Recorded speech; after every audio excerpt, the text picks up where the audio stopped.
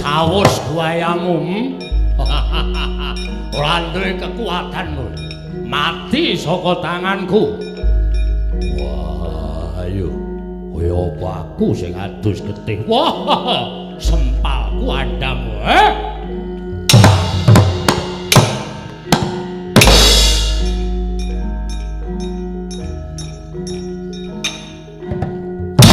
Biar kowe.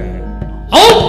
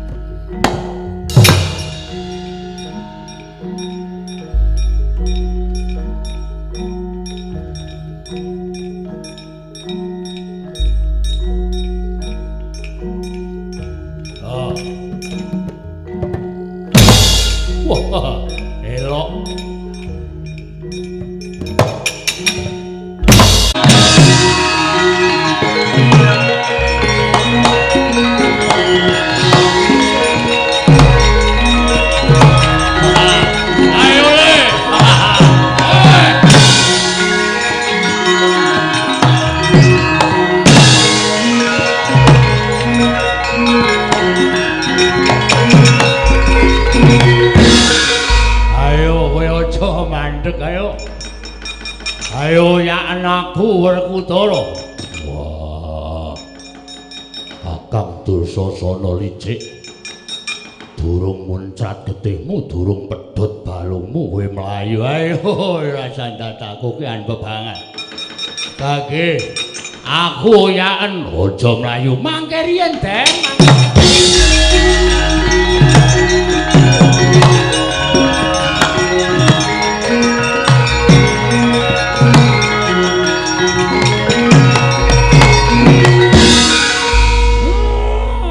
Susu melumpat niki nek sampeyan melumpat lepen niki iki mengke kanane ora karu-karuan.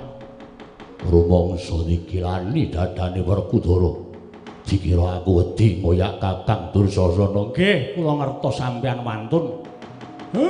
Nganggo petung ndara ampun kesusu. Merga niki kula tak matur nggih. Ya. Niki lepen naminipun lepen cing-cing goling niku lepen gawat. Aku mau nang kono. Petro cangkeme sing apik. Niki sapa sing wani mlumpat lepen niki? Niki bakale apes kekuatane, ilang kasektene. Mula sampeyan ampun lumpat. Aku ditantang karo Kakang Dursasana pun dijarne mawon. Dijarne mawon mriku ajeng muni napa? Ayo. Wis cajire. Kowe cajire getih wedi mati. Ayo oyaken mrene. Werkudara oyaken. Wetruk ndaramu diwangi.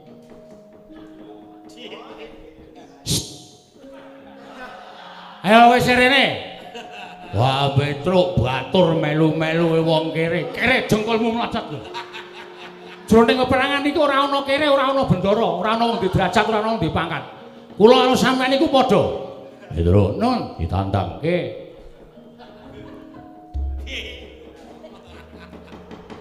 Ayo, bendaramu kon mrene. Bendaramu anake wong tengeng, anake wong cacat kon mrene. Bu. Wah, sabar. Gong cekeli, Gong. Ndaraku krungu doyak ngrekoso sampean. Cacat yo men, apa sampean rumasane bapakmu ora cacat apa piye? Bapakmu wong picak. Wah, cangkemmu. Harene. Assalamualaikum. Omong nantang kok dadak assalamualaikum. Sopan-sopane kok. Bapakmu wong tengeng. Hus.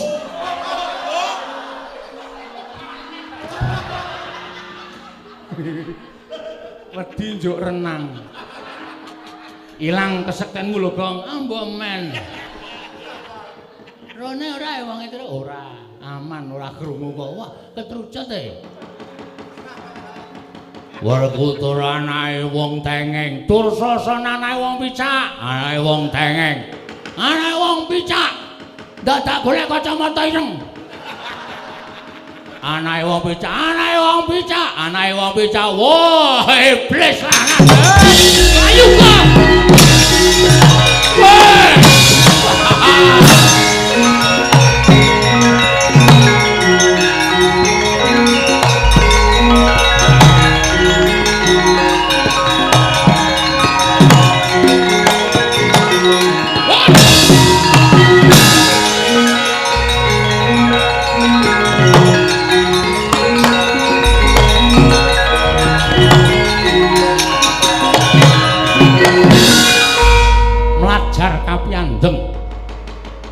Nang Dursasana imbane nganti kaya menjangan hanggem prang mambuku using Sendhawa.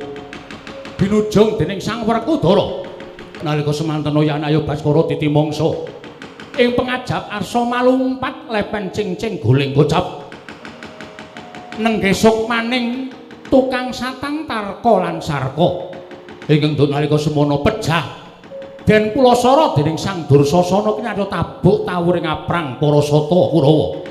Sigran jegal sukuning Sang Dursasana dawah kalenggak topong lepas saking mestaka kumrembyah rikmaning Sang Dursasana cinandhak dening Sang Werkudara.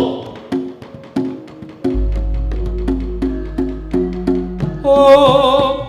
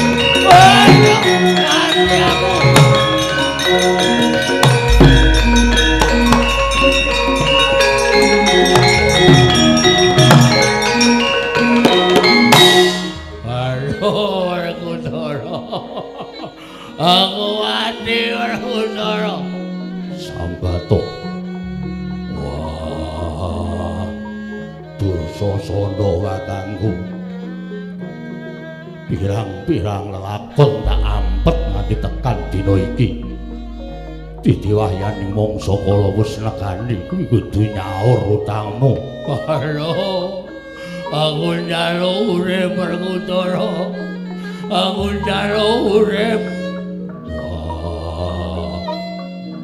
Kowe sia-sia karo Pandhawa nalika isih cilik. Drupadi Mbak Yuku mbok anggep wong pelanyan. Wah, nalika ana ing wana Pramana Gati ana ing wana Marta Pandhawa mbobong. Pirang-pirang lelakon tak ampet dina iki wayane mangsa kala. Werkudara, mati aku. Mati tenan kok Prabu.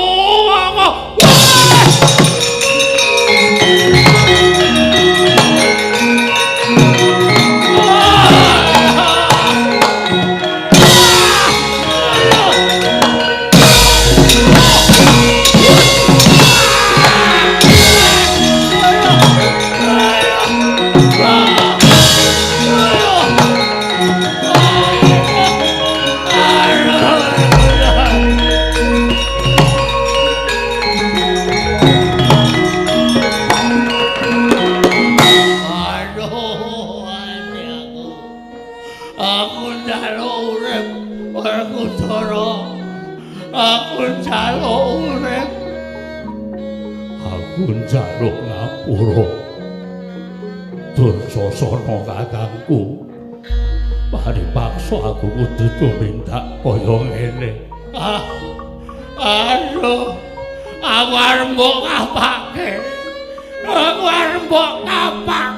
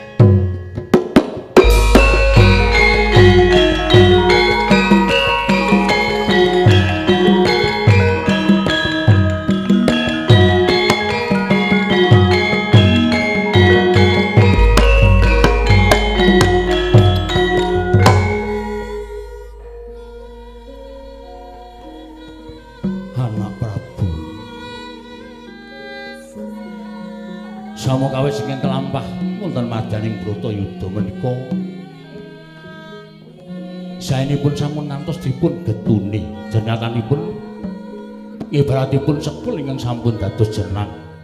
Mboten badhe wangsul dados sekul malih.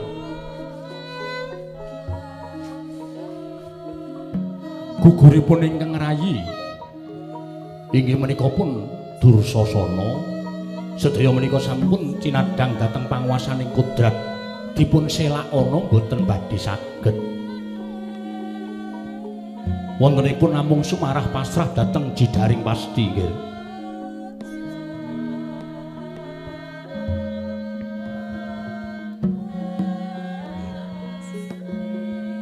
Kula boten badhe ketuni sinten mawon sing sampun gugur madaning rono Madyalaga. Ning wonten petangan-petangan ganjil ingkang kula raosaken. Petangan ganjil bab napa? Sedanipun Kanjeng Hyang Bisma lan sedaya para senopati menika panginten kula pancen wonten mata pitayaning mungsuh ingkang dadal karti sampikaning para Sata Kurapa.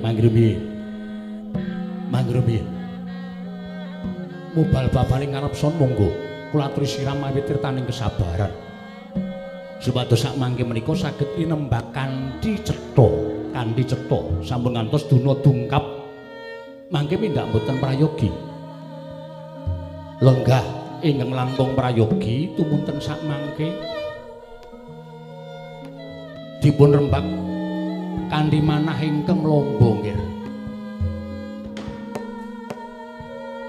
Rama Prabu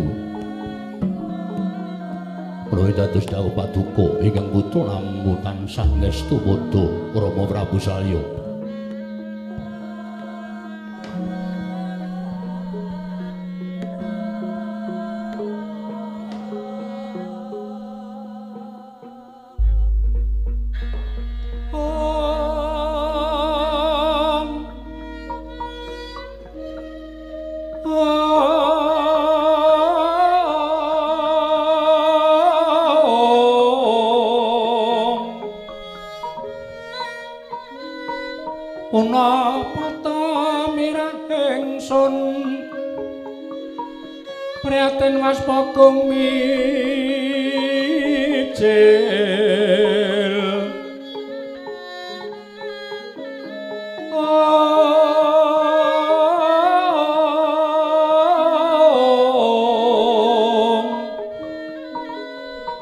Duda tanpa karya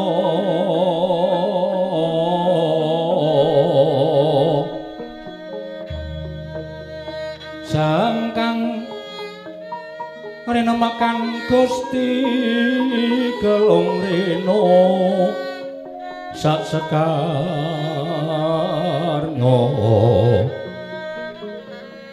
Om.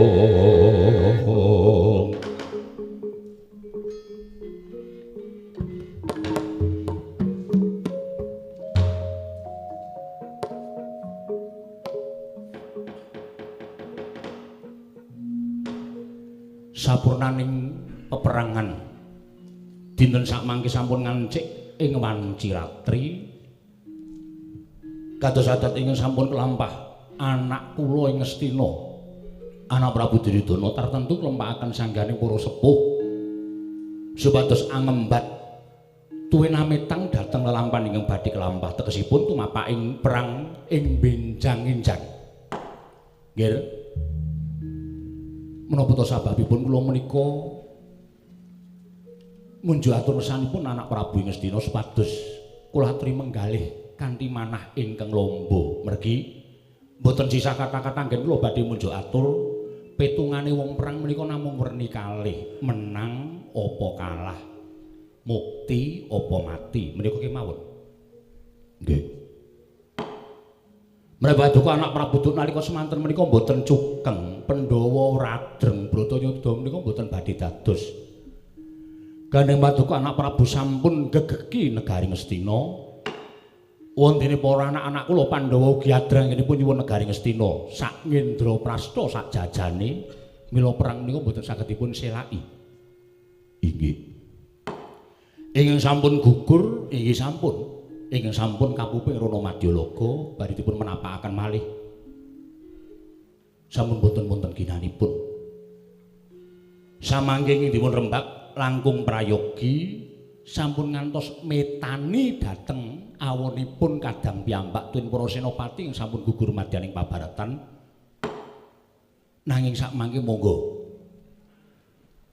sami metang sami ngrembak sami dipun glejah tuwin dipun tintingi kados pundi supados para Pandhawa menika mangke kasoran wonten madyaning Bratayuda. Nadyan Sahamat Marsi Wara Bisma lan sedaya para senopati persasat menika satunggiling satriya tuwin brahmana ingkang sekti kalintang jayaning perang. Namung wonten mriki dados bukti bilih kasekten menika boten saged dipun ajokaken wonten ing madyaning pabaratan. Lah samenika ngaten. Ingkang rayi Raden Dursasana sampun seda, sampun gugur madyaning pabaratan. Benjang-enjang menika kedah wonten ingkang kadhapuk minangka dados senopati. Benjang-enjang menika Bratayuda tasih lumampah. Mila kula suwun kanthi sanget paduka sampun menggalih dhateng sanak kadang mitra kawruh ingkang sami gugur madyaning pabaratan nanging monggo kula aturi paring dawuh sinten ingkang kapatah minangka dados senopati nggih Ratune Ratu Tama Pati-pati linu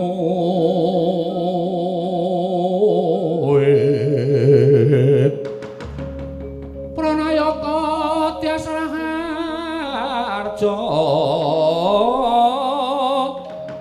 anagare becik-becik parandene tan dadi taliasing kala bendu malah bangkit mangkenan dotra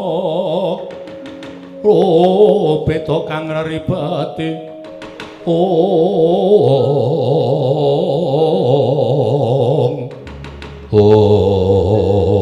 Kakang Prabu Karna ing awangga katingal majeng anggen paduka mapan wonten ing pakuwon Bolo Bedo Yayi bombong raos sing manipun ingkang napa ngawangga dupi kula midhangetaken sabdanipun Kanjeng Rama ing Mandaraka bilih titik lenggan sakmangke menika badhe kadhapuk senopati anggenipun badhe ngrabasing para kadang-kadang kula para Pandhawa Yayi nuwun pangapunten rinten pantaraning dalu ingkang kula ajeng-ajeng namung benjang menapa kula menika kadhapuk dados senopati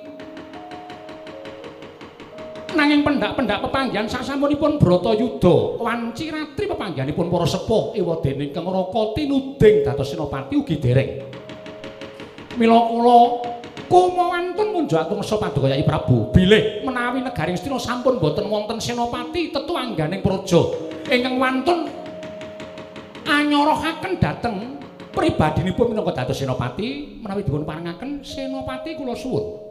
Tegesipun kados pundi? Benjang-enjang menika sampun ngantos wonten priyagung sanesipun ingkang majeng wonten ing pabaratan kejawi ingkang Raka Ngawangga ingkang badhe kula sorohaken pejagesan kula kinarya cagak tuwak kalendranipun kadang kula Yai Prabu Duryudana. Koko Prabu Warna.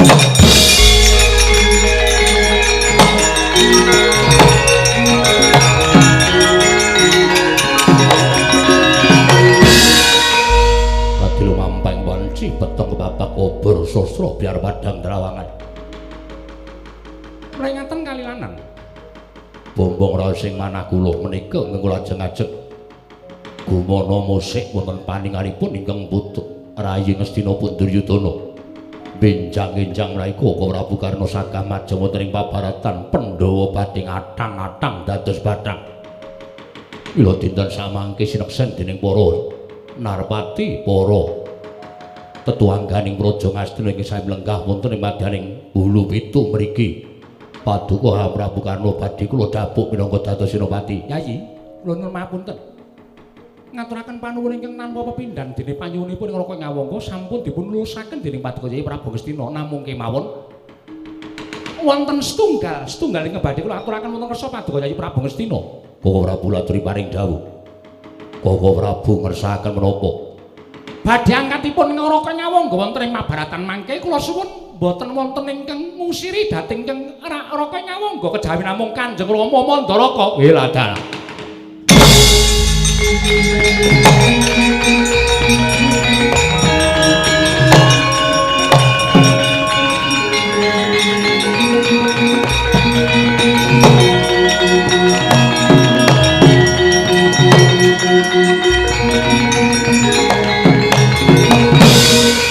Kadua batur ya jagat pangestu mara alada.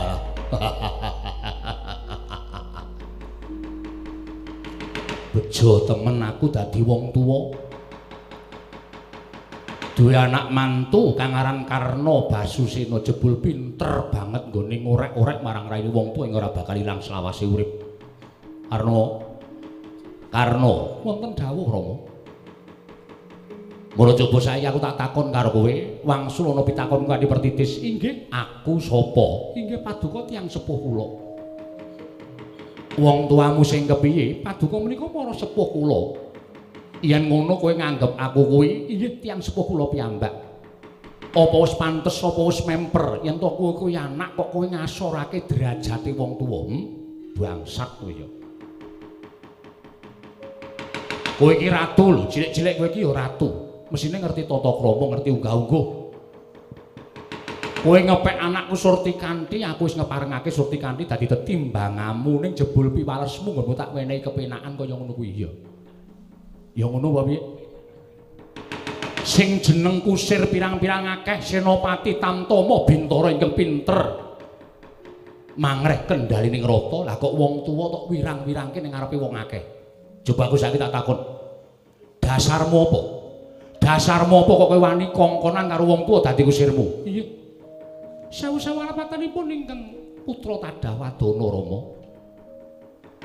Kula nyuwun sepados Paduka Kanjeng Rama menika minangka dados kusiripun ingkang putra Ngawangga menika mboten ateges kula menika mirang-mirangaken Paduka Kanjeng Rama. Kula nuwun sewu. Ingkang putra Ngawangga menika malah njunjung derajatipun Kanjeng Rama. Osik, aja ngawuh gawar ngawur. Junjung derajate wong tuwa saka Ratu Mandaraka tok lorot dadi kusir ki apa kowe wis keblinger nalarmu ya. Ya ngono apa piye? Iya, nuwun pamunten kula dereng paripun. Pun nanggenipun munjul atus Paduka Kanjeng Rama. Ya, gagi dasarmu apa? Yen pancen dasarmu iki ketemu ngakal, klebu nalar, aku sagu. Yen wing dasarmu ki gawe-gawe aja takon dosa, ora susah kowe maju ngarabasing para Pandhawa. Ning Bratayuda iki diwalik karena mungsuh salya sing mati sing endi? Rama. Kula namung badhe nyuwun dasaripun anak kula menika supados kula menika dados kusir menika menapa nggih? Cekap niku mawon menawi menika mangke pinanggih ngakal kula sagah. Nggih. Kula nyuwun mapunten. Badhe bidhalipun ingkang putra Ngawangga menika mangke majeng wonten ing pabaratan Tanwurunga ingkang amapakaken ingkang putra Ngawangga.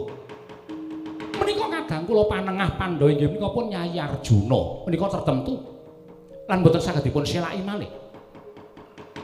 Mongko Yayi Janaka mangke kula kinten ing badhe angusiri boten saged kejawi namung kadang kula sepuh ing Dwarawati Koko Prabu Sri Bathara Kresna. Kula nyuwun pamunten Rama. Lumaing bumi kreping langit menika boten wonten ingkang prigelipun ngungkuli Kanjeng Koko Prabu Dwaraka anggenipun angolah kridaning rata. Mila menawi kula ndapuk kusir menika namung kusir-kusiran kemawon tan wande mboten badhe wonten pigodhanipun kula menika mangpat wonten ing pabaratan. Ingkang kedugi anapaki, ingkang kedugi angembari sak trajutuing sak bobot keprigelanipun Koko Prabu Dwarawati ingkang pranyata titi sing Sanghyang Bathara Wisnu menika namung paduka Kanjeng Rama. Nuwun sewu. Ateges paduka Kanjeng Rama menika boten kula asuraken derajatipun nanging kula umbulaken sak traju sak babak lan Sanghyang Bathara Suman Rama Prabu.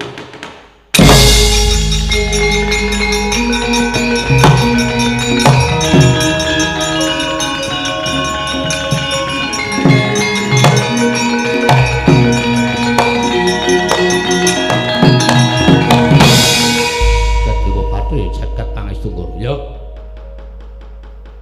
Ya senadyan dasar lan pawadanmu mau tinemune jroning penggalingmu ngatu Manduraka bakal tak gelar tak gulung anutlu merek ing wanci ning tak saguwi. Rama saga. Ya aku sagu matur sembah nuwun tanpa pindan Rama Prabu Salya. Kula ingkang saking menika dinten samangke pepanggihan madyaning Pesranggaran Bulu Pitu kula bibaraken benjang-enjang Kakang Prabu Karna ing Awangga ingkang madeg suraning griya madeg senopati badhe kula biawaraken mring sangyaning para prajurit niwas para senopati duwin para tamtama Rama Prabu Salya.